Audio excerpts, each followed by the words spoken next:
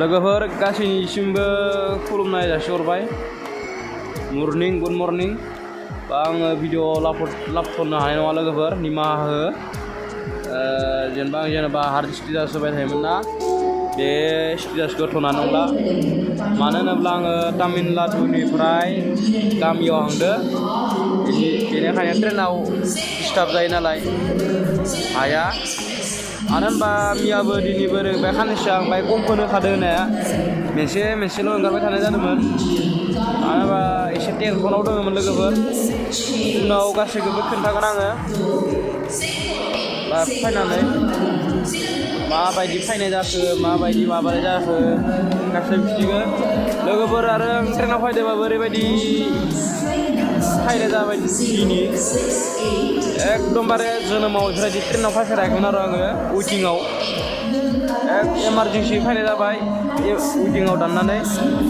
मोनसे प्रब्लेमनि थाखाय आरोना लोगोफोर आं उनाव खिथागोन नोंथांमोना जुदि खोनासंनो गोसोबा कमेन्ट बक्सआव फोरमायहर बा आंनि प्रब्लेमखौ खोनासंनो गोसो दङबा आरोना मा जादों मानि थाखाय फायखो बेफोरखौ खोनासंनो लुगैयोबा नोंथांमोना कमेन्ट बक्सआव फोरमायहर आङो लाइभ फायनानै होमबानिया फोरमायहरगोन आरो ना ओमफ्राय जों सानै फैदो नै सासेया ओमफ्राय दिनै मन्डे ना मन्डेनि हरनि आरोना नाइटनि